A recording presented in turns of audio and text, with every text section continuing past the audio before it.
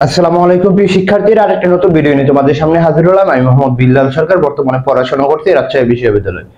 তো অবশ্যই কিন্তু দেখতে দেখতে আমাদের গুচ্ছের পরীক্ষার সামনেই হতে যাচ্ছে, অর্থাৎ আমি যেটাকে বলে রাঘব বোয়াল, যেটা মিস করলে তোমাদের স্বপ্নই থেকে যাবে পাবলিক বিশ্ববিদ্যালয়ে পড়া। তো তোমরা কিভাবে লাস্টের 7 দিন প্রিপারেশন নেবে, অর্থাৎ 7 দিন প্রিপারেশন নিয়ে তোমরা গুচ্ছের মাঝে চান্স পাবে, সেই বিষয়ে কিন্তু আমি বিস্তারিত আজকে কথা বলবো, যাতে তোমরা বুঝতে পারো যে আমি এই 7 দিন কিভাবে কাটাবো, যাতে আমি চান্স পেয়ে ফেলি। দেখো গুচ্ছের কি বলছি, 7 দিনের প্রিপারেশন তোমরা কিভাবে নেবে, সেটা এ ইউনিটের হোক, বি ইউনিটের হোক, সি ইউনিটের হোক, তোমাকে যেটা প্রথম করতে হবে, আমি আবার বলতে কোনো প্রিপারেশন নাই, তোমাকে একটি কাজ যেটা করতে হবে, অবশ্যই তোমাকে এখন যেটা করতে হবে, সংক্ষিপ্ত সিলেবাস। কি সংক্ষিপ্ত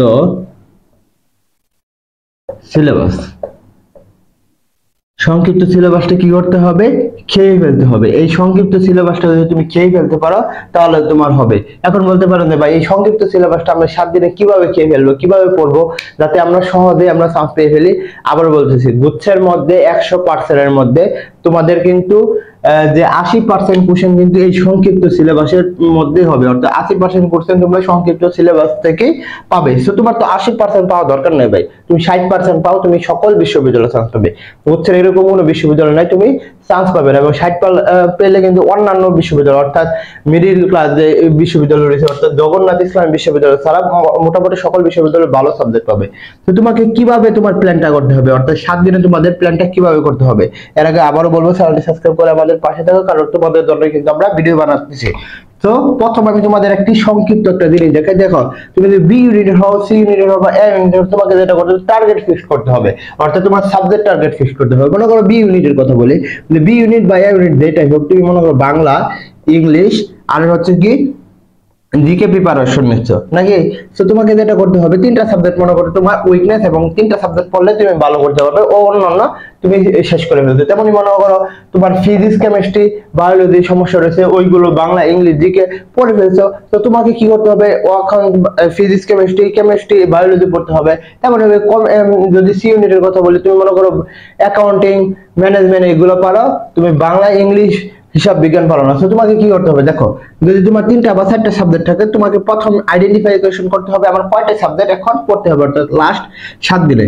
মনে করো তুমি বাংলা, তোমাকে যেটা করতে হবে সর্বোচ্চ গেলে 1 দিন প্লাস পরের মনে করো 10 ঘন্টা পড়তে হবে, পরের 10 ঘন্টার মধ্যে শেষ করতে হবে একদিন, এবং পরের 10 ঘন্টা।